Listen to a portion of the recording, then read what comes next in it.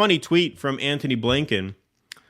This has been, 2023, an extraordinarily dangerous year for press around the world. Oh, is that right? Is that right? I wonder why.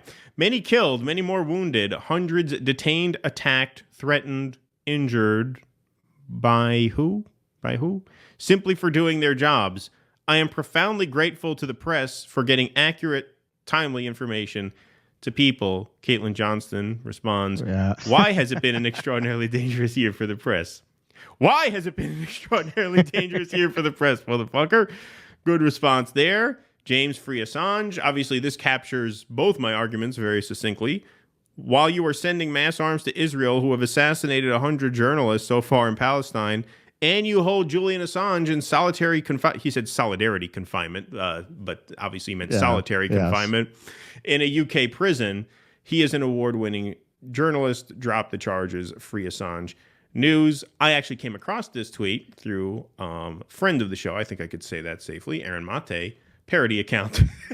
Something a Tony Blinken parody account would write. And in context, Israeli forces killed over 90 journalists covering the war on Gaza. This is as of December 20th. Obviously, tragically, that number has now surpassed 100. Yet U.S. State Department spokesperson Matthew Miller said the U.S. is Israel's biggest supporter, stands unequivocally for the protection of journalists. Let's take a look at the video embedded in that tweet. As we have said before, we mourn every journalist who has given their life in covering this conflict and bringing information to the American public and to people all around the world. We think the work that the free press does is critical to a democracy, especially in conflict zones where, unfortunately, far too many do pay this sacrifice, and our condolences go out to all of their families. And there are cases where, when we have seen actions that we thought warranted, we have raised questions with the Israeli government and sought more information. You saw us do that with respect to the Reuters journalist who was killed in Lebanon. And we will continue to do so, and we will continue to encourage Israel to comply with their own rules of engagement and comply with international humanitarian law. And if we ever see signs that they're not, we will, of course, be very clear about that with them. Yeah, in private, as we mentioned at the start of the war. We'll bring it up with them in private. The incident he's mentioning, by the way, the Reuters journalist killed in Lebanon, that was back in October. That was well over 2 months ago by now. Any follow-up on that? Any consequences for that? Any penalties? Anything?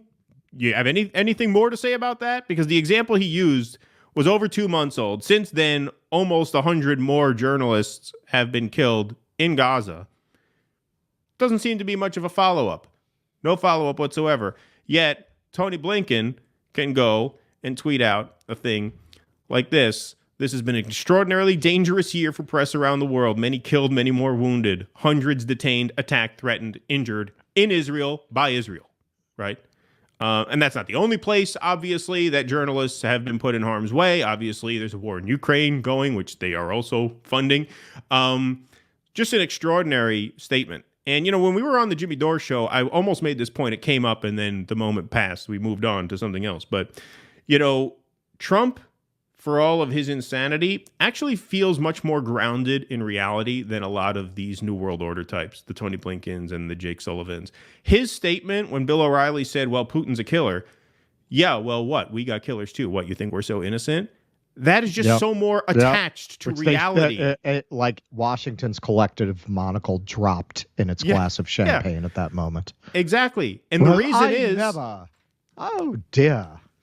Yeah, and the reason for that is because that was an incredibly honest moment. That is just so much more grounded in the reality of the world than any of this flowery language that the Jake Sullivans and the Antony Blinkens and the Joe Bidens and the Obamas and the Hillary Clintons and the John Podestas, then they express about American and Western liberal ideals, which we, of course, do not live up to. So the guy who comes out and says, yeah, Putin's a killer, oh, that's great, that's nice. Well, you think we don't have killers of our own over here? This just breaks the irony meter, what this Tony Blinken tweet. But you can express a very similar point on a number of related issues, especially in December 2023, where the flowery, poetic, conceptual rhetoric of the empire is completely at odds with the reality that it enforces.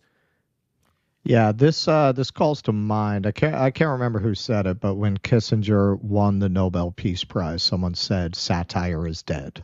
Right. This is it's very hard, I think, in this moment to do political comedy in some respects. That's why the people like Ricky Gervais and Dave Chappelle, they're tending to do culture war stuff. They're defying the woke, right? Right. But this kind of stuff, you almost can't satirize it. Like, it's gotten to a point of absurdity and ridiculousness where that was the point that was being made about Kissinger. Reality has superseded satire. When reality is this ridiculous, how do you make fun of it? How do you even make a joke about something like this?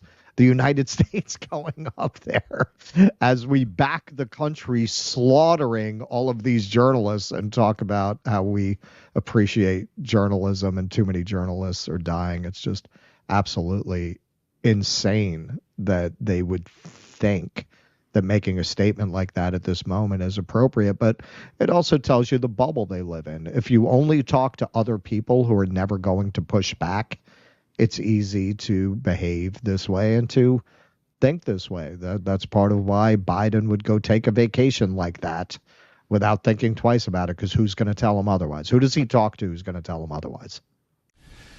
Please clap.